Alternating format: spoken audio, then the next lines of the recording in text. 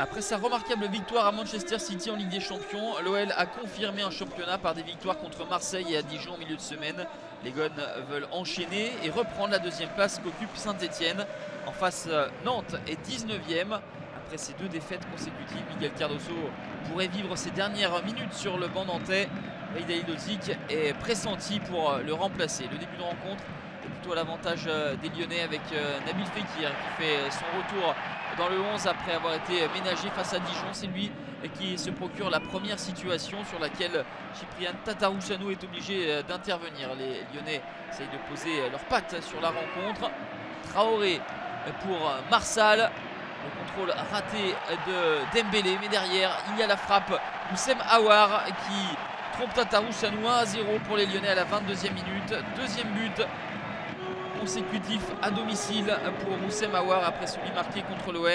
Une frappe du milieu lyonnais semble être touchée par Mbodji. En tout cas pour la 8e fois depuis le début de la saison. Nantes ne parvient pas à ouvrir le score et va reculer sous les coups de boutoir des Gones. Petit ballon piqué pour Moussa Dembélé. Tatarusanu est présent et de l'autre côté également on réalise des beaux arrêts avec cette envolée d'Anthony Lopez sur ce coup franc pied gauche de Lima. 1-0 pour Lyon à la mi-temps qui mène mais n'affiche pas la même discipline, la même rigueur que lors des dernières sorties.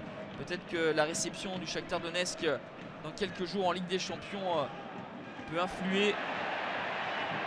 Les Lyonnais veulent se mettre à l'abri en tout début de deuxième période. La transmission de Depay pour Nabil Fekir. La frappe est croisée, il semblait battu. Le gardien roumain du FC Nantes, mais c'est le poteau qui le sauve. Au fil des minutes, Nantes s'enhardit. Bosquilla n'est pas attaqué. La frappe du Brésilien trompe Anthony Lopez. Le petit rebond, toujours difficile à négocier pour les gardiens. Ça fait un but partout à l'heure de jeu dépassée. Le tout premier but de Gabriel Bosquilla sous le maillot nantais, lui prêté par Monaco. Donc si Cardoso est menacé, on voit que ses joueurs sont derrière lui. Lyon va essayer de pousser pour reprendre l'avantage avec la frappe de Nabil Fekir et le ciseau acrobatique de Moussa Dembélé. L'international espoir, l'ancien du Celtic, était tout proche d'un but sensationnel, mais surtout de redonner l'avantage aux Gones.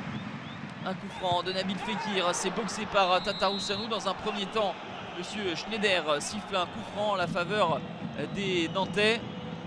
Mais avec l'assistance vidéo, M. Schneider va revenir sur sa décision et donner un penalty pour les Lyonnais. Fekir va le frapper, mais va être en échec face à Tatarusanu.